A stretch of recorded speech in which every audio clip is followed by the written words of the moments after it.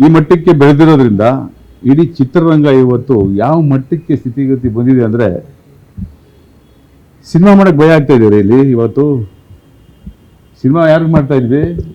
ನಮ್ಮ ಕರ್ನಾಟಕದಲ್ಲಿ ನಮ್ಮ ಕನ್ನಡ ಚಿತ್ರ ಬಿಡುಗಡೆ ಮಾಡಬೇಕು. ನಮ್ಮ ಕನ್ನಡ ಚಿತ್ರಕ್ಕೆ ಚಿತ್ರರಂಗ ಎಷ್ಟು ಮಟ್ಟಕ್ಕೆ ದೊಡ್ಡದಾಗಿ ಬೆಳೆಸಿದ್ರು. ರಾಜ್ಕುಮಾರ್ ಅವರು, ಅಂಬರೀಷ್ ಅವರು, ವಿಷ್ಣುವರ್ಧನ್ ಅವರು, ಶಂಕರ್ನಾಗ್ ಅವರು, ಕಮ್ಮಿ ಅಲ್ಲ, ಎಷ್ಟೋ ಕನ್ನಡದ ಹೋರಾಟಗಾರರು, ಸಂಘ ಸಂಸ್ಥೆಗಳು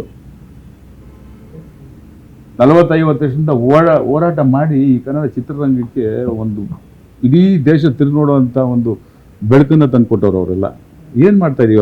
ಅವ್ರು ಕಟ್ಟಿದ ಕನಸನ್ನ ನಾವೇನು ಮಾಡ್ತಾ ಇದ್ದೀವಿ? ಅವ್ರು ಕಟ್ಕೊಟ್ಟಂಥ ಈ ಒಂದು ಪ್ಲ್ಯಾಟ್ಫಾರ್ಮ್ನ ನಾವೇನು ಯಾವ ಥರ ಯೂಸ್ ಮಾಡ್ಕೊತಾ ಇದ್ದೀವಿ? ಇದನ್ನ ಅರ್ಥ ಮಾಡ್ಕೋಬೇಕು ನಾವು. ಇವತ್ತು ಒಂದು ಚಿತ್ರ, ನಾನೇ ಒಬ್ಬ ನಿರ್ಮಾಪಕನಾಗಿ ಕನ್ನಡ ಚಿತ್ರ ಈಗ ಅಯ್ಯೋ ಹೆಂಗಪ್ಪ ಮಾಡೋದು? ಈಗ ಯಾರಿಗೋಸ್ಕರ ಮಾಡಬೇಕು? ನಾವು ಮುಂಚೆ ಕನ್ನಡಿಗರಿಗೆ, ಕನ್ನಡ ಪ್ರೇಕ್ಷಕರು ಅನ್ನೋದು ಒಂದೇ ಇತ್ತು. ಅವಾಗಲೂ ಇತ್ತು. ಎಲ್ಲ ಆರ್ಟಿಸ್ಟ್ಗಳು, ಯಾಕೆ ಅಂಬರೀಷ್ ಅವ್ರಿಗೆ ಅಭಿಮಾನಿಗಳು ಇರಲ್ವಾ? ವಿಷ್ಣು ಸರ್ಗೆ ಅಭಿಮಾನಿಗಳು ಇರಲ್ವಾ? ಶಿವಣ್ಣ ಅವ್ರಿಗೆ, ಎಲ್ಲ ಹೀರೋಗಳಿಗೂ ಅವರಾದಂಥ ಒಂದು ಅಭಿಮಾನಿಗಳು ಇದ್ದಾರೆ. ಎರಡು ಚಿತ್ರ ನೋಡೋರು ಅವರು ಅಭಿಮಾನಿಗಳು. ಈಗ ನೀವೆಲ್ಲರೂ ನಾವೆಲ್ಲ ಇದ್ದೀವಿ, ಯಾವುದೋ ಒಬ್ಬ ಹೀರೋ ಅಭಿಮಾನಿಗಳೇ ನಾವು. ಒಳ್ಳೆ ಚಿತ್ರ ಬಂದಾಗ ಎಲ್ಲ ಚಿತ್ರ ನೋಡ್ತೀವಿ ನಾವು. ಈಗ ಹೆಂಗೆ ಅಂದರೆ ಒಂಥರ ಇಂಡಿಯಾ ಪಾಕಿಸ್ತಾನ ಥರ ಆಗ್ಬಿಟ್ಟಿದೆ ಇದು ನಮ್ಮ ಕನ್ನಡ ಚಿತ್ರರಂಗ.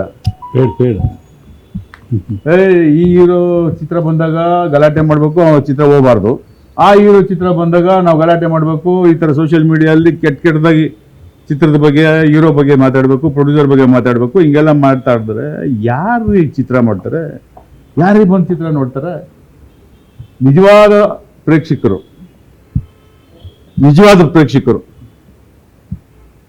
ಇದನ್ನೆಲ್ಲ ನೋಡ್ತಾ ಇದ್ರೆ ಯಾಕಪ್ಪ ಬೇಕು ಅಂತ.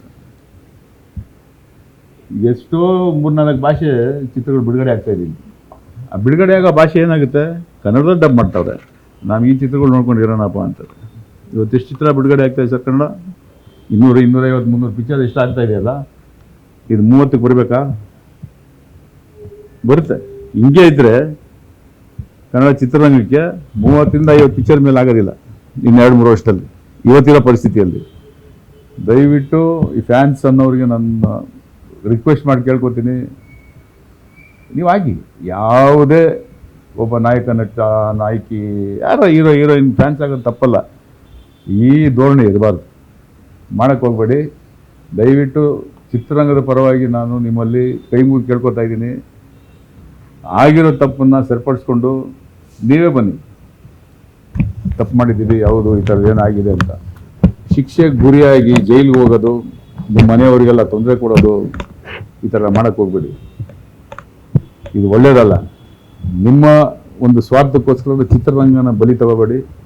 ಬಲಿ ತಗೊಳ್ಳೋಂಥ ಒಂದು ಇಡೀ 10,000 ಜನ ಇದ್ದೀವಿ ರೀ ನಾವು ಚಿತ್ರರಂಗದಲ್ಲಿ. ಇವತ್ತು ಚಿತ್ರರಂಗ ನಂಬಿಕೊಂಡು ಆ ಕಾರ್ಮಿಕರು ಏನಾಗಬೇಕು, ಕಲಾವಿದರು ಏನಾಗಬೇಕು? ಯಾರೋ ಒಂದು 4 ಜನರು, ಒಂದು 8 ಜನ, 4 ಜನ, 8 ಜನ ಹೊಟ್ಟೆ ತುಂಬಿದವ್ರ ಬಗ್ಗೆ ನೀವು ಕೂಗಾಡಿಕೊಂಡು ಅಸಹ್ಯವಾಗಿ ಮಾತಾಡ್ಕೊಂಡು ಹೋದರೆ ಇನ್ನು ಮಿಕ್ಕಿದ 10,000 ಜನಕ್ಕೆ ನೋಡೋದು ಯಾರು? ದಯವಿಟ್ಟು ಅರ್ಥ ಮಾಡ್ಕೊಳ್ಳಿ. ಒಬ್ಬರು ಹೊಟ್ಟೆ ಮೇಲೆ ಹೊಡೆಯೋಕ್ಕೆ ಹೋಗಬೇಡಿ. ಒಂದು ಚಿತ್ರರಂಗ ಅನ್ನೋದು ನಾನು ಇವಾಗ ಇರೋರು ಯಾರು ಬೆಳೆಸಿಲ್ಲ. ಇದನ್ನು ಬೆಳೆಸಿದವರು ಡಾಕ್ಟರ್ ರಾಜ್ಕುಮಾರ್ ಅವರು, ಪಾರ್ವತಮ್ಮ ರಾಜ್ಕುಮಾರ್ ಅವರು ಹೇಳೋರು ಹೆಂಗೆ ಈ ಚಿತ್ರರಂಗನ ಕಟ್ಟಿ ಬೆಳೆಸಿದ್ವಿ ಅಂತ. ಅದರ ರೆಸ್ಪಾನ್ಸಿಬಿಲಿಟಿ ನಮಗೆಲ್ಲ ಇದೆ, ಜವಾಬ್ದಾರಿ ನಮಗಿದೆ. ಅವ್ರು ಕಟ್ಟಂಥ ಕನಸು, ಅವ್ರ ಶ್ರಮ. ಒಂದೊಂದು ಮೂಟೆ ಅಕ್ಕಿ ತಗೊಂಡು ಎಲ್ರಿಗೂ ಬೇಯಿಸಾಕ್ಬಿಟ್ಟು ತಿನ್ಕೊಂಡು ಗಂಜಿ ಕುಡಿತಿದ್ರಂತೆ. ಇವೆಲ್ಲ ನಮಗೆ ಹೇಳಿದ್ದಾರೆ. ಅಷ್ಟು ಕಷ್ಟಪಟ್ಟು ಚಿತ್ರಮಂತ್ರಿಗಳನ್ನ ಪಡಿಬೇಕು KR ರೋಡಲ್ಲಿ ಅಂದರೆ ಎಷ್ಟು ಕಷ್ಟಪಟ್ಟಿರೋದು, ಹೋರಾಟ ಮಾಡಿರೋದು. ಎಷ್ಟು ಕನ್ನಡ ಸಂಘ ಸಂಸ್ಥೆಗಳು ಬಂದು ನಿಂತ್ಕೊಂಡು ನಮ್ಮ ಪರವಾಗಿ ಕನ್ನಡ ಚಿತ್ರರಂಗ ಬೆಳಿಬೇಕು ಅನ್ನೋದಕ್ಕೆ ಎಷ್ಟು ಹೋರಾಟ ಮಾಡಿದ್ದಾರೆ. ಇವೆಲ್ಲ ಯಾವುದು? ಅವೆಲ್ಲ ಮರ್ತ್ಬಿಟ್ಟು ಅದೆಲ್ಲ ಗಾಳಿಗೆ ಹೋಗ್ಬೇಕಾ? ಅವರೆಲ್ಲ ಪಟ್ಟಿದ್ದಂಥ ಕಷ್ಟ ಏನಾಗಬೇಕು? ದಯವಿಟ್ಟು ಇದೆಲ್ಲ ಮನಸ್ಸಲ್ಲಿ ಇಟ್ಕೊಂಡು ಇಲ್ಲಿಗೆ ನಿಲ್ಲಿಸಿದನ್ನ ಸಂಬಂಧಪಟ್ಟಂಥ ಕಲಾವಿದರಾಗ್ಬೋದು, ಇದಕ್ಕೆ ಸಂಬಂಧಪಟ್ಟಂಥ ಹಿಂದೆ ಇರೋರಾಗ್ಬೋದು, ನಿಲ್ಲಿಸಿ ಅವರಿಗೆಲ್ಲ ಬುದ್ಧಿ ಹೇಳುವಂಥ ಕೆಲಸ ಮಾಡಿ ಅಂತ ನಾನು ನಿಮ್ಮಲ್ಲಿ.